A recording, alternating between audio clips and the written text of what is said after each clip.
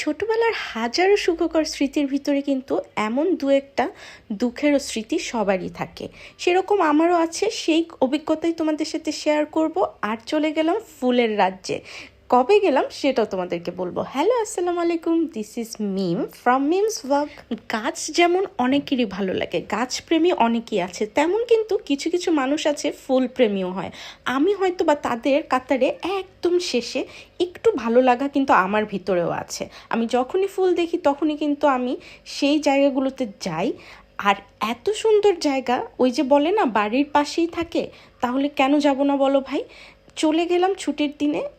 এখানে কিন্তু বেশ পপুলার এই ড্যাফোডিল ফুলগুলো। আর স্পেসিফিক একটা সিজনেই হয়, বেশি দিন কিন্তু থাকে না, তাই মিস করা যাবে না। এটা কিন্তু আমার প্রতি বছরের তালিকায় থাকে যে এখানে একবার হলেও ভিজিট করব।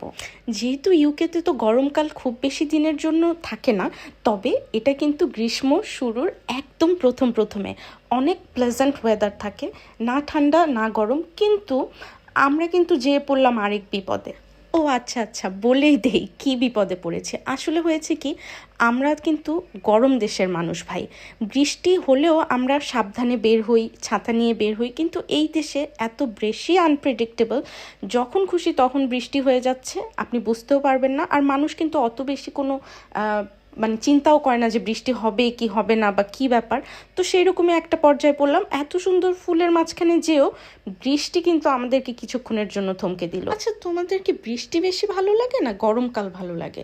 তবে এই দেশের এত বাজে বৃষ্টির অভিজ্ঞতা আমি কিন্তু বলবো ভাই, তার থেকে আমার গরমই ভালো। আর এবারের অভিজ্ঞতাটা আরও বেশি স্পেশাল ছিল, কারণ এবার বেবিও আমাদের সাথে গেল। জানি না ও কতটুকু বুঝতে পেরেছে পরিবেশটা, বাট আমার কিন্তু বেশ ভালো লাগছিল যে এত সুন্দর একটা পরিবেশে ওকেও নিয়ে আসতে পেরে। আর ওকে সাথে নিয়ে এই যে ফুলের সৌন্দর্যটা অভিজ্ঞতা করলাম, এটা কিন্তু অন্যরকম ছিল। ওই যে ছোটবেলার একটা স্মৃতির কথা বলছিলাম, তাই না? আসলে সেটা কি হয়েছিল, একবার আমার বেশ অসুখ হলো। তখন আমি বেশ কিছুদিন হসপিটালে ভর্তি। তখন কিন্তু ওই ছোট মানুষটা হলেও তখন বুঝতে পারলাম এই দুনিয়াতে কিন্তু মার মতো যত্ন কেউ নিতে পারবে না।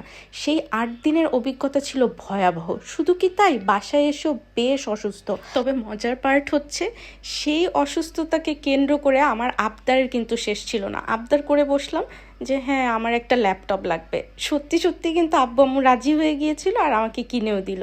যাই হোক, এই সব ছোটোখাটো অনেক স্মৃতি তো থাকে, সেগুলো তোমাদের সাথে শেয়ার করতেও ভালো লাগে। আমার এই ছোট ছোট ভিডিওগুলো ভালো লাগলে আমার পাশে থেকেও ভালোবেসো আর বেশি বেশি শেয়ার করো। আজকে এখানেই বিদায় নিব। টাটা, আল্লাহ হাফেজ।